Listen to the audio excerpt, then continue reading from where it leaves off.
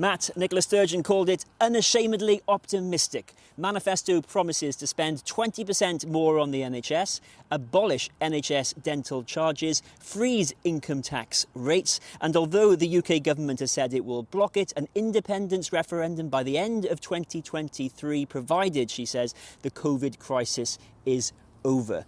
Nicola Sturgeon wants this election to be the gateway to independence. And we've been asking her about the economics behind it. And today, Nicola Sturgeon told us the figures in a supposedly game-changing SNP economic report on independence, the Growth Commission from just 3 years ago, are now completely out of date.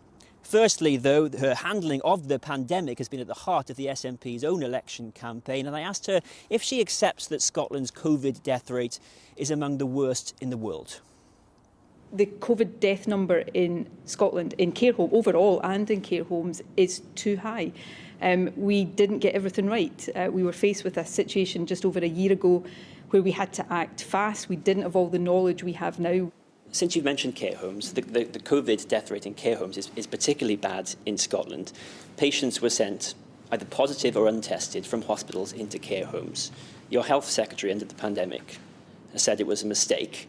Is that the right word to use? Was it a mistake? Well, you know, people criticise politicians when they refuse to say they got things wrong, and then they sometimes criticise the language they use when they try to concede that we didn't get everything right. We didn't get everything right. Now, what I would say is that back then, particularly around care homes, we were watching all of his pictures on our televisions from Italy of hospitals filling up with COVID patients. We took the best decisions at the time based on what we know. We didn't know everything back then that we know now. You say you didn't know, but on March the 13th, 2020, your government's guidance on discharging patients to care homes acknowledged that care homes were concerned about the risk of this. Before it happened, you were warned.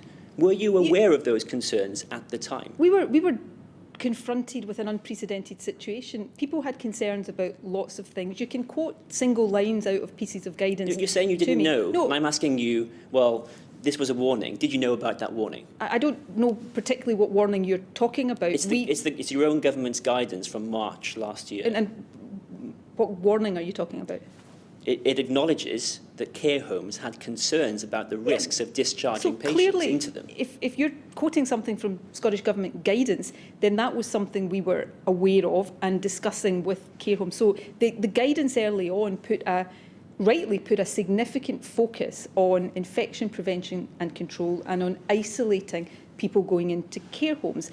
If we can move on from the pandemic, you are pledging today to increase NHS spending by 20%. People will inevitably wonder what sort of public spending increases across the board they can expect under independence. So why would an independent Scotland, based on figures in an SNP report, increase public spending by less than Theresa May and Boris Johnson's Tory government have done? Are you talking about the years? IFS report?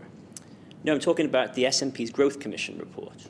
Look, the Growth Commission, which the general approach of the Growth Commission is one that I absolutely agree with, but the figures in the Growth Commission, of course, predate COVID, and we have to take account of the changes around COVID. This is a pre-COVID figure.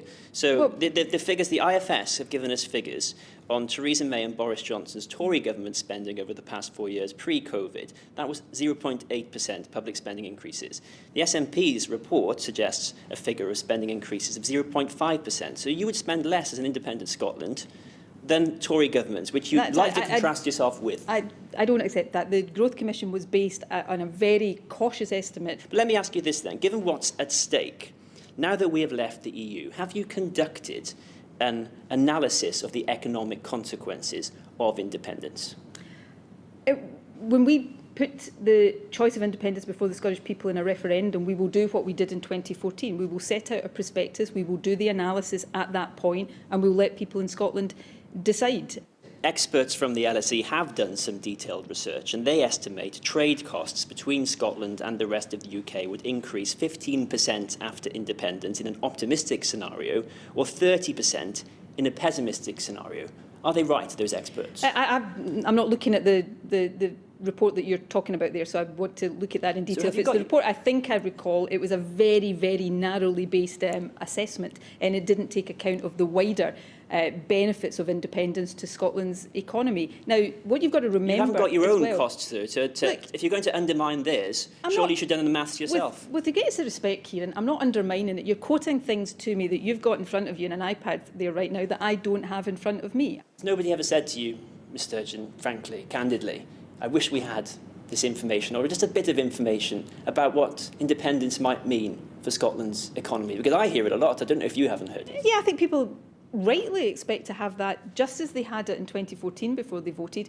Yes, they rightly expect to have that before they're asked to vote again. But not now. Well, look, Kieran, we're in a global pandemic. The Growth Commission, while the underlying approach of the Growth Commission is one that I fully endorse and sign up to, the figures in it are completely out of date, because in the period since that was published, we've undergone a global pandemic. The fiscal position of the UK and most countries across the world has been turned upside down. So we'll do these things in the proper, ordered way. People will have not just the detail that you're talking about, but the vision of taking the future of our country into our own hands, not having it determined by Johnson and his Brexiteers.